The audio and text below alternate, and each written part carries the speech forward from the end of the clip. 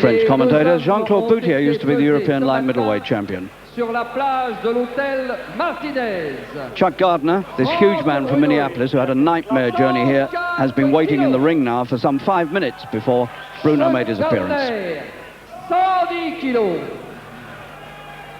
There he is, shaven-headed Chuck Gardner from Minneapolis. It took him 30 hours to get here. He weighs 17 stone 4. A man who was out of the ring for 3 years, came back 13 months ago. He's had 5 wins against mediocre opponents.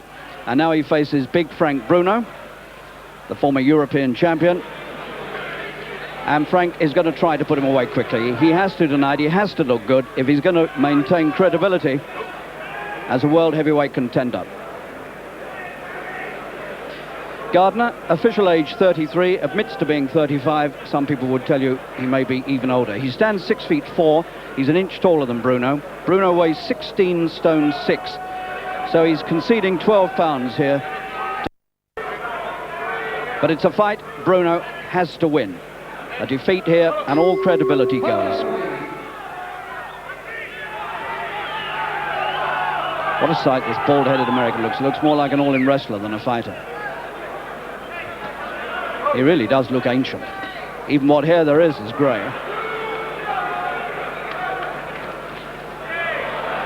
And a lot of that 17 stone 4, you can see for yourself, is flab.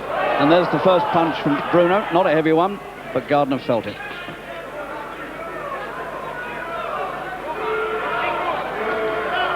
This fight being held in the Palais des Festivals in Cannes, where they screen all the films during the film festival. This is the Grand Auditorium where they're fighting. It holds 2,400 people, and it's very close to capacity.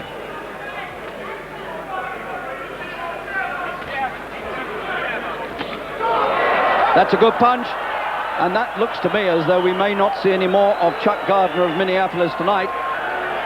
One punch, that's all it took, and he's out, and good enough. The man took 30 hours to get here. He arrived exhausted on Thursday night, had a nightmare journey. He clearly is underfit, and it only took one not terribly lethal-looking punch from Bruno to put him away, and he's still stricken. And so all the suggestions that this was not a good match, I'm afraid, have been proved right. The man had no chance. He shouldn't have been in the ring. And Bruno won't be too proud of that victory. In fact, he looks concerned.